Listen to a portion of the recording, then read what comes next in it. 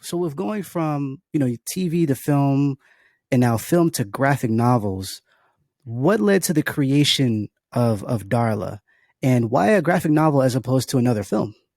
Well, that's a great question. I tried to get the movie off the ground for a little bit. It's a weird one, Mm, as I'm sure you've right. heard. Like, wow, this is like, and I still, you are the first fresh eyes, truly, next to maybe a Oh friend wow. who read an earlier version of it that was like, I don't know if it's quite there yet. You got to keep cutting stuff and working with. It's a totally new thing for me, and that's why it's so scary. It's a Mm, new vulnerable thing to be like, yeah, Mr. Movie Man, then to be like, ooh, and I'm going to go to this new kind of platform. Invader has been so wonderful, and so is my artist and everything. But I try to get the movie off the ground, and then I was like, you know what? I'm sitting on this IP, as they call it, this intellectual property. I've got a few scripts like this, and I was just kind of thinking, why don't I spend far less money paying this writer mm, from the Midwest who is so rawly talented, Brianna Tippett, who's been self-generating and self-publishing her own work. What if mm. I just like follow this artist whose work I love and kind of be like, would you like to collaborate? Because we've been kind of talking on Instagram and everything else. And then maybe if we do that, if we put this comic out, I mean, this is just the preview of it, but if we put the book out into the world, maybe someone will want to adapt it. Maybe there's some better, more talented creator or creative team. Maybe there's like a women-led creative team that will kind of see this as their moment to go like, ooh, let's make something that's like freaky about, I don't know, this kind of this irritable small town unusual woman. Because Right. originally when I was talking about doing the movie, I was talking about like, they were in their college humor days. I was like, ooh, I'll wear the prosthetics and I'll play her and I'll also direct it, and it'll be like super weird and make it my like Yorgos Lanthimos moment. And now I think you kind of outgrow what that you outgrow what you want to do with the different things that Mm, you want to create in your life. And I'm to the point now where I'm like, oh, I think I'd like to hand that off and see what someone would do with it, and if they can okay. pull it off. Because I still don't know if I've pulled this off. It remains to be seen. Um, Right. but uh, but yeah, so that's essentially why. And also, I love hard media books. Yeah. I printed a G.A.M.E script and had it commissioned an artist, Henry Gonzalez, do some original art for it. And I just Oh, love the nice. tactile stuff. Yeah. That's How awesome.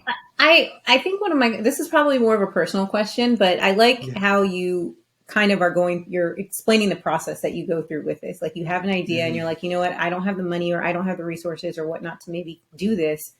I'm Yeah. gonna reach out to somebody else. Obviously, because you've been, acting and you've been in the field, you have those connections. But maybe for people who don't, how do they Hmm. go about making, getting those resources to say, I have a wonderful idea, I have this great thing, just making sure that they can find somebody to kind of get them to the success, especially if they know they don't have the funds, they don't have a writer, they don't have an artist. Yeah, I mean, this is the wonderful thing about that world. Like, Mm, I could rush to I'd have to find it. It's somewhere on my bookshelf, but like, there are some comics that are just images. mm, Yeah. That if any one of us who had an imagination, mm-hmm. you know, um, even a fraction like my dumb imagination, could talk to an artist that they love or reach out to someone on Twitter, which is Yeah. essentially what I did. Or Yeah. Brianna, you follow someone, and a lot of these artists are, it's a struggle. Like even some of my favorite authors have side hustles. I don't just do one thing.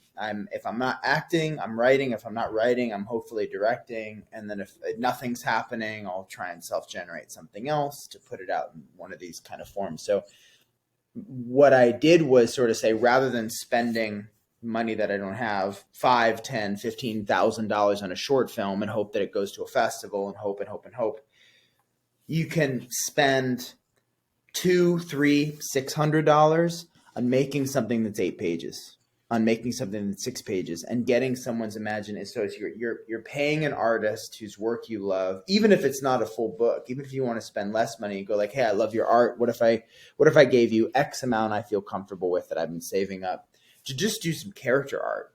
And then I can own that character art. We can own it together. And then then we have a unit. Now we're generating something. Now we're Mm. creating something.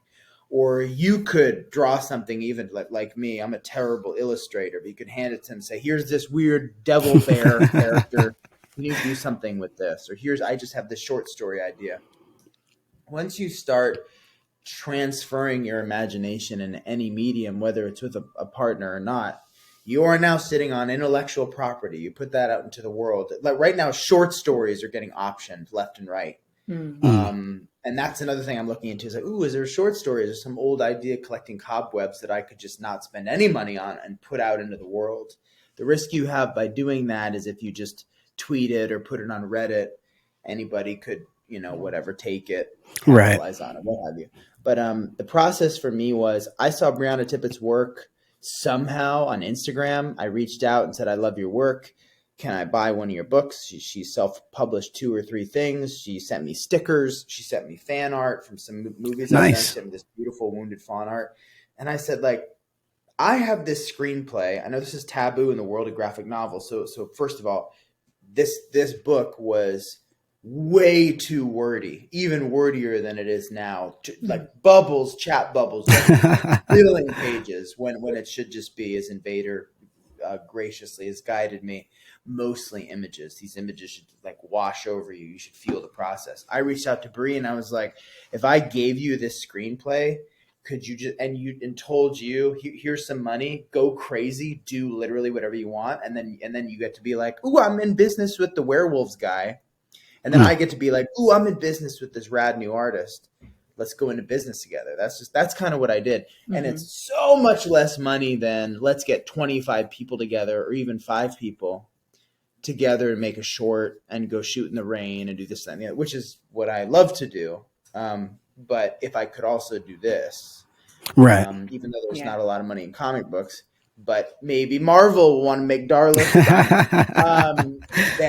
So that's what the process is. It has the ability to depress you. So we'll just see. I can't not do one thing, and if there's a way to support any artist, even if it's just like mildly monetarily, it's like, I don't want to keep doing it. I want to keep